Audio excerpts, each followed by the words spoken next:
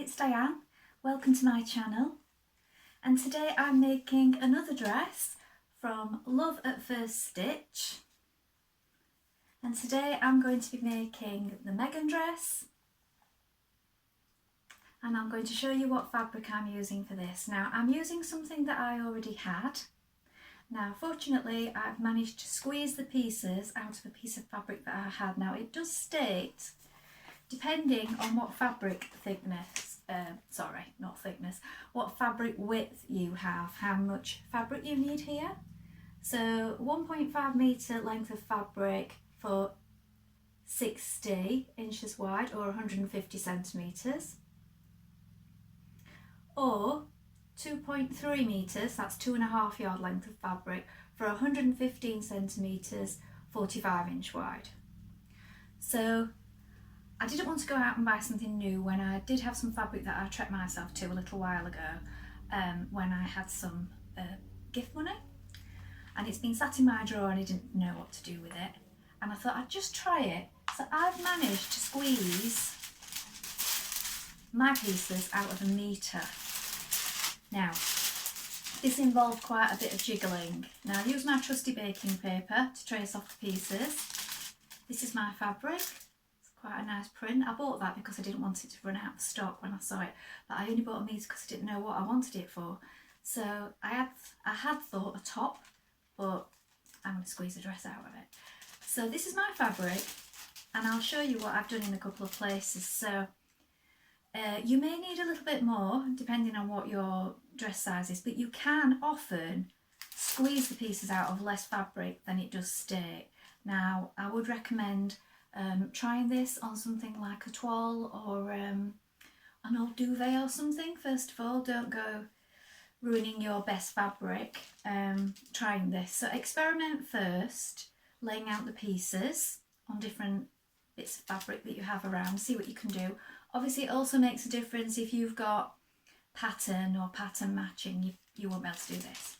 But what I have done is I've got rid of that much off the bottom there, so it's just over 1 inch. Otherwise I wouldn't have been able to squeeze it out of it.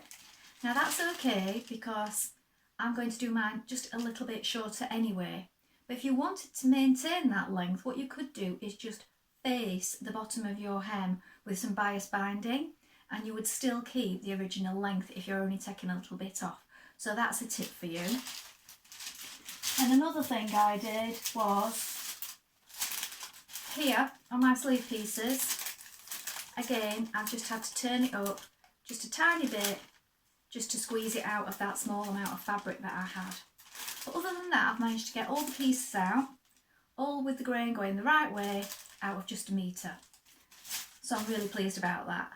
So I'm going to get started on that in a minute. I'm going to cut out, you need to cut out all your pieces before we begin. And then I'm going to go through each step with you like I have done in my other videos. If you've not watched any of my other videos, I've got lots of sew-alongs on here.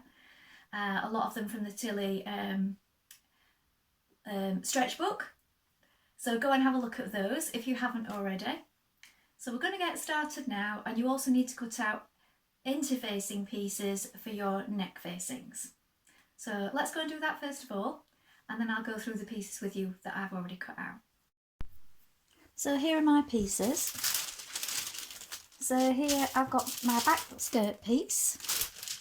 You can see I've cut mine on baking paper. So the back skirt piece you're going to cut 2. This is your grain line going this way, and you want to make a note of the dark point here. So you can see where I folded mine up at the bottom where I didn't quite have enough. Like I said, if you want to maintain that length, you can just face with either some binding or some fabric on the inside and just do a tiny hem, but you'll still have enough to make it look like there's a decent hem when you sew it on the other side or when you hand stitch it. So you can get away with taking a little bit off the length and still keep the original length, because this is allowed for your hem allowance. So you can do that. So that's the back, and then lots of rustling noises. We've got our front here. So our front is cut on the fold. So here is my fold here. So it's folded in half. You're going to cut one, and again make a note of the dark pieces. move those out of the way.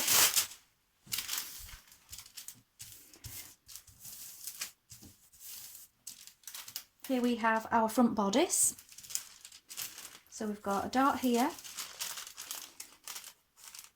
and then we've got the markings here. So it's like a dart, but it's more of a little pleat really, because it doesn't meet there. So this one is just one piece cut on the fold, again, just like your skirt front. Make sure you make a note of these notches as well.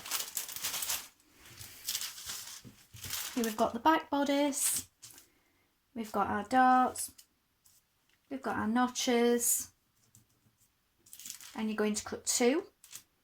That is the direction of grain where your arrow is going.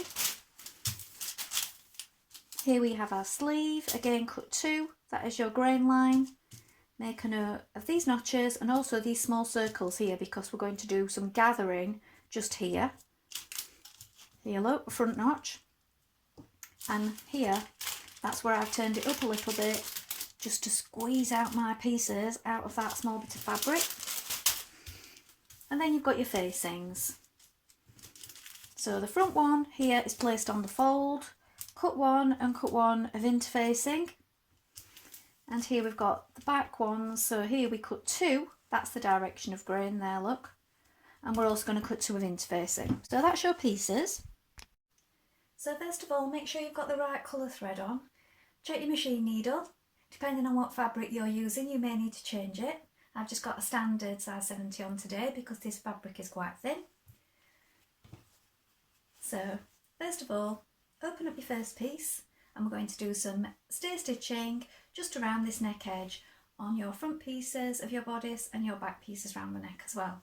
So what we're doing, just usually 1.3mm away from the edge, you're just going to stitch all the way around that neckline, and this just stops it moving around later on. And you're going to do the same on your back neck pieces as well. So that's what we're going to do first of all. I'm going to move you down, you can see.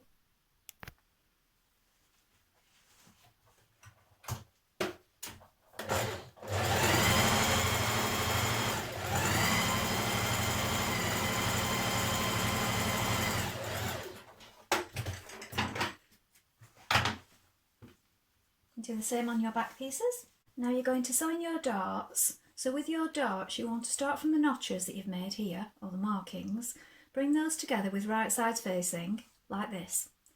And then here, instead of a choke mark, I've got my pin, because with it being white, the choke marks don't show up very well.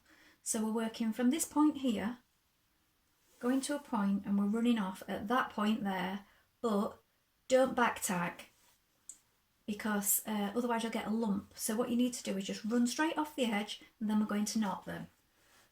So with your notches together, or your markings, you back tack at that point, and go into a gradual point. So here's my pin, so I'm just going to put my finger on, run off, and then you're going to knot those threads.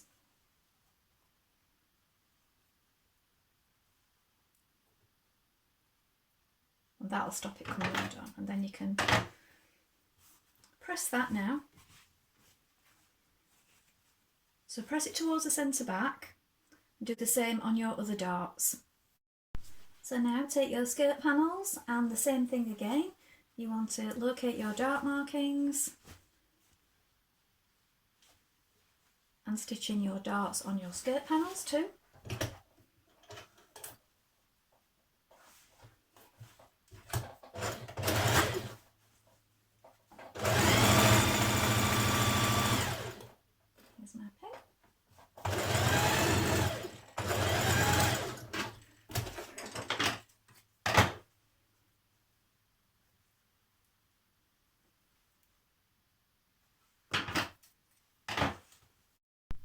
Now you're going to stitch your front skirt to your front bodice. So you want to lay right sides together, and what you're going to do is you're going to match up your dart points, your tuck points, and you're going to make sure that they're lying in the same direction. So line those up and pin them. Do the same on both sides. Make sure that they match, and then pin it all the way along.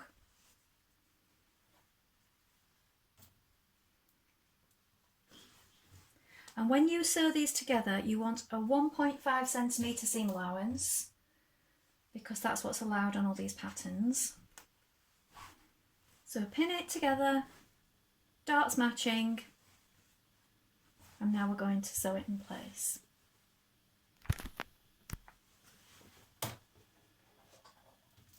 And on your machine here, you usually have a guide, so you can clearly see what 1.5 centimetres looks like. If you haven't got this on your machine for whatever reason, then you can make yourself a little guide with a piece of card until you get used to it, but after a while you sort of get used to what that looks like.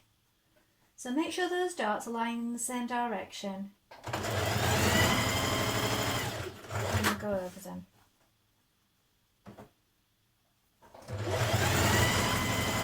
Now do the same with your back pieces. So here is our skirt, here is our bodice, right sides together, match up these points and pin.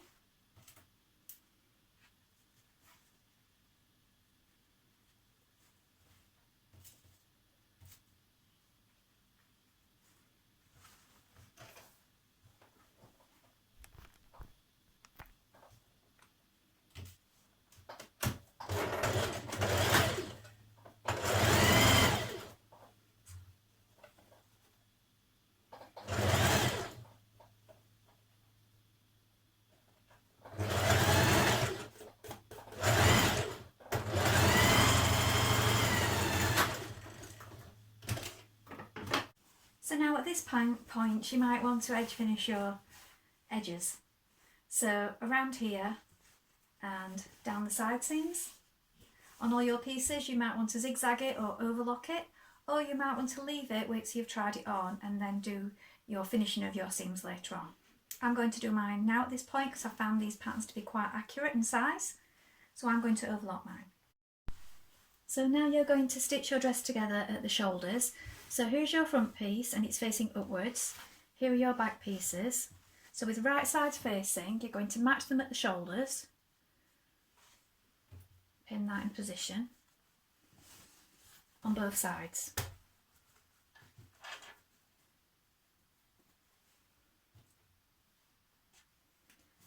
So stitch your shoulder seams with a 1.5 centimetre seam allowance, then pin down the sides, making sure you match this waist point correctly here and your notches. So pin it all the way down the side as well, and you're going to stitch the side seams in also. Now if you've overlocked a little off like I have, you will want to account for that in your seam allowances. So I only take off a slither, a tiny slither, but you do need to make sure that you're doing slightly less than 1.5 if you've already overlocked it. So only you know how much you take off when you overlock, so take that into account when you're stitching your seams together if you've done the overlocking first.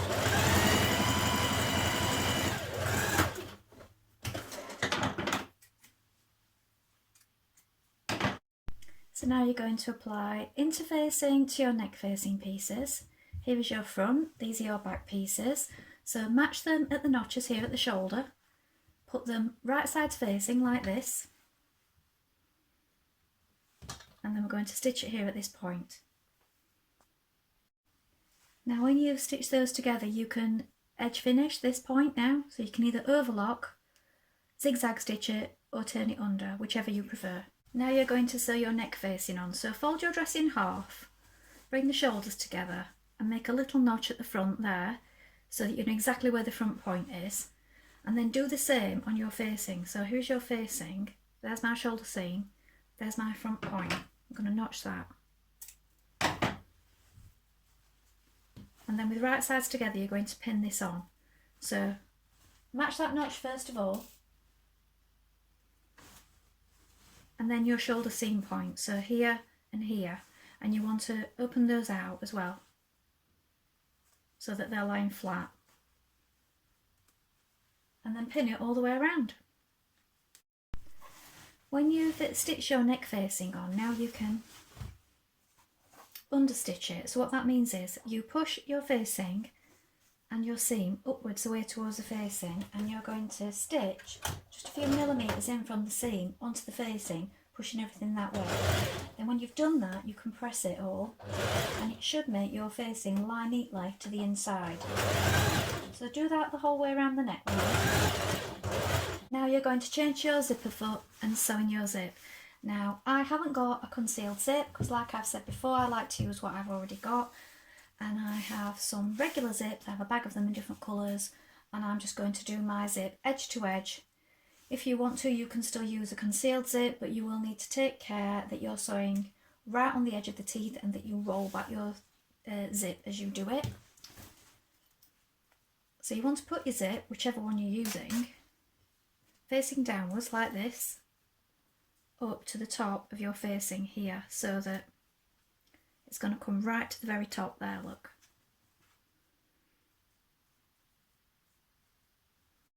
Now stitch your back centre seam. Now if you've got a concealed zip in and you're doing it at this point, you'll have to lap your zip out of the way.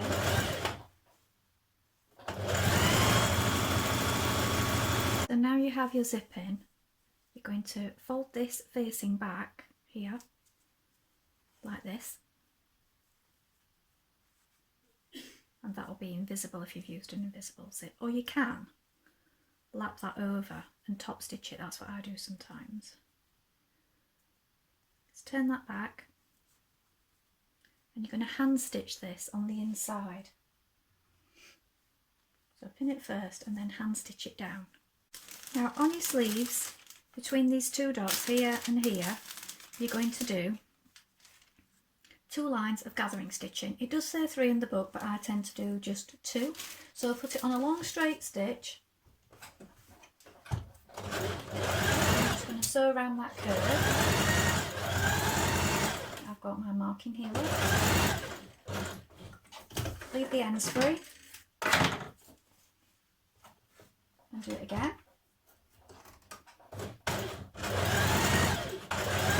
Just beside that row.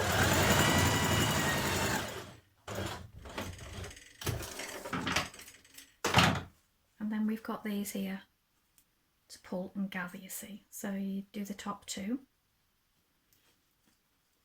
That'll just make some soft gathers there. Now sew the underarm of your sleeves together on both sleeves. So bring right sides together.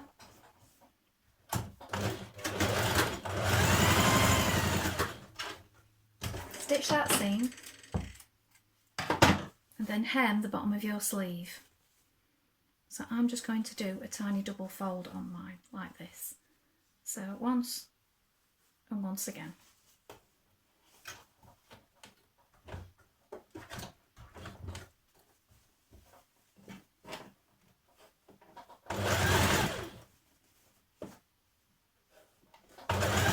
Now you're going to put your sleeves in. So if you turn your sleeve the right way like this, and you've got your garment, your dress, the wrong way, pop it in like that. So you've got this point here, let me find it, this notch goes to your shoulder. So you've got right sides together, look, pin that there.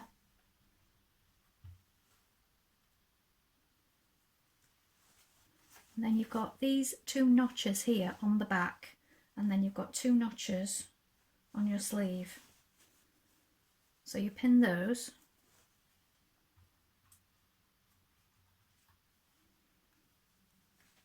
And you match your underarm seam as well. So open that up. Make sure that they're lying flat. And then do the same the whole way around on both sleeves. Matching those notches, the shoulder points, and then when you've done that, you'll see you've got some excess here. That's where you pull these gathers. You gather it in to fit, and then you even them out. Now sometimes that is ease and you're going to make those disappear, but on this dress it's not, it is gathers, and they're going to be showing a little bit at the shoulder. So you pull those and you even it out all the way around so that your gathers are even. If, like me, you've managed to squeeze your dress pieces out of a smaller piece of fabric, you may not have much for hemming at the bottom. So rather than going with the standard hem, which is stated in the instructions in the book, you can add some binding to the bottom, which is what I'm going to do, and just sew it on, sort of really on the edge. and then you're going to turn this binding up and then you'll hem that. Now if you haven't got any bias binding, I've got a video about making your own out of scraps that you might have lying around. I'll link that in below as well. So I'm going to add this on now.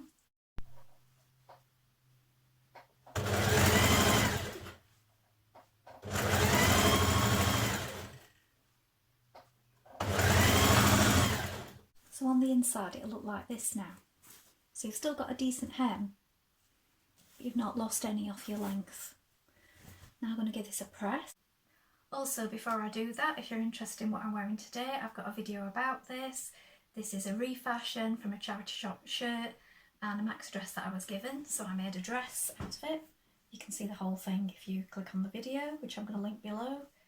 And this was just some items that were thrifted and donated and just put together to make something new. So I have a video about that and I'll link that below, and that's in with some of my refashions. Now I'm going to go and try on the dress so I can show you the finished Megan dress. So here it is finished.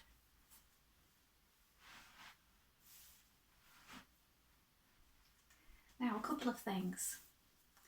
These here are tucks on the pattern. I would prefer a full dart, so I'm going to adjust that myself to a full dart because I would prefer it that way. It's up to you whether you like it looser like that or if you want it more fitted. So I'm going to make that into a full dart because that's what I prefer. Also, things do tend to stand a little proud on me here. So I may just run the shoulders in just a touch. So there is some ease in it. So it's up to you whether you make it fully fitted or not. Make sure you've washed your fabric first if you're going to be doing that so that it's absolutely sitting to your body. But I like that it's got a little bit of room in it for the summer, so I think that's a really nice dress. Let me know if you've had a go at this in the comments. So this was the Megan dress from the Tilly book, Love at First Stitch. I hope you enjoyed sewing along with me today. If you did, please give this a like and subscribe, and I'd love to hear from you in the comments below how you got on, if you've made this before and if you found this helpful. So next time I will be making the Mimi blouse. So I'll be back soon.